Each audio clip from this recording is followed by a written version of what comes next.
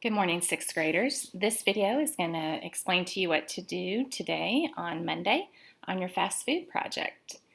So if you are with us on our pacing, you should be about ready to do your graphing. So your instruction sheet is on Google Classroom. This is what we've been working through step by step. We set up your spreadsheet together, gathered and recorded the information, added your hyperlinks in, did some research goals on guidelines based on your age and gender, and we did some formulas and functions to figure out percents of nutrient goal last week, and now we are about right here, graphing our information. So I'm going to talk you through how to graph what you've done so far. On your instruction sheet, you'll see that you get to choose what you graph, but your comparison and analysis, you have to keep in mind what you're showing in your graphs. It has to make sense. So you'll notice I give you some examples here, but you may choose to do something else. It just needs to make sense, okay? So the first thing you might do is compare nutritional facts for meals from different restaurants, making sure the scale makes sense. So in other words, remember that sodium is figured in milligrams and fat is figured in grams. So it does not make sense for them to be on the same graph. Now you could, as this example shows, you could show fat and protein in meals by restaurant on the same graph because they are both measured in grams. So that would be okay. You would not want to put sodium and calories together either because it wouldn't quite look right. So if you're going to do a graph like that, it would be just a sodium comparison, just a calorie comparison. You could make a graph for each nutritional fact by restaurant. Okay, so here's an example of that down here. Fat grams by food item at Chipotle. Okay, so you'll notice here the fat grams are along the vertical axis and along the horizontal axis is the food item. Each item has a data label explaining what the fat grams are for that particular item. Okay. All right, so let's take a look at an actual spreadsheet and see how you might put these in.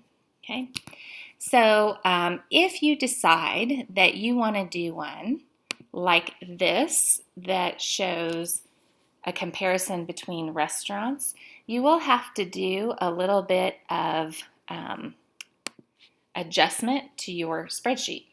In order for that to work out, I'll show you how I did it on mine. I came down here and I made a couple of different other sections, okay? So this particular graph that you saw here, fat and protein by restaurant, is generated off of this information, okay? So what I did is I just went below my current information where I typed it in and put restaurant, fat, and protein, listed my restaurants that I was using, and then transferred the information down. Now you'll notice what I did here, okay? If you look up here in my formula bar, I didn't just find the fat grams for Panda Express and type in 39. I found the cell that it was in and used an absolute value so that it would check that cell and put whatever number is in that cell in there. So if you scroll up, you'll see that Panda Express, my total fat grams are here in cell C8. Now I could just come down here and type in 39, or I could put equal sign, dollar sign C, dollar sign 8. And that just tells the computer, look at whatever is in cell C8 and put it there. That's the way I did mine. You may do it that way, or you may type in the number in this case. That's okay with me either way. So this particular one, you have to have a little adjustment here. You have to bring your information down and change the format a little bit for it to work. Please do not rearrange this information over here. If you rearrange your information over here, you're going to mess up your formulas that we already have set up in this part of your spreadsheet. So again, if you are going to compare restaurants with fat grams and protein or calories, something like that, you're going to need to bring your information over to the side here, your totals. Okay. So for example, here's this one where I did fat and protein. If you look in to see my data ranges, you'll see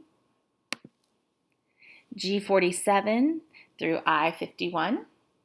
Okay, and when you look at my spreadsheet, G47 through I51 is over here. So I just highlighted the whole thing.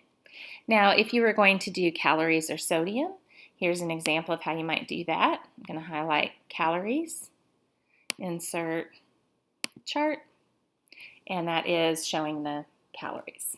Okay. Remember to, of course, move it to its own sheet and do what we've done in class. I'm just going to delete this because I was showing you how to do it. If you wanted to do one that is not connected, like let's say I wanted to use this information to do sodium on its own, I would first highlight the restaurants, do insert chart. Then I'm going to add the data range. And for that, it would be right there. Hit OK. So this is the sodium. Then, of course, you would put it on its own sheet and add in a title, horizontal and vertical axis as well. I'll delete that for now, just showing you how to do it. Okay, the other ones, for example, fat grams by food item at Chipotle. If you're not comparing between restaurants, you can use our information the way we originally put it into the spreadsheet. So in other words, this one, if you look at my data range here, easy peasy, it was A11 through A19. If you look back over here, A11 through A19 are all the items, okay? And then I added a second data range, which would have been C11 through C19 to show the fat. And you can do that individually for whichever part of the nutrients you want to show.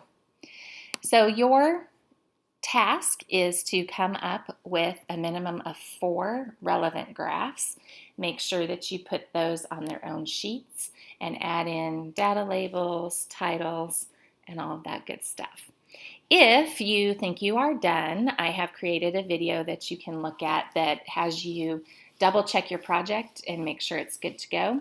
Tomorrow you'll be writing a paragraph about your results, so don't turn anything in until you've written that paragraph. Have a great day.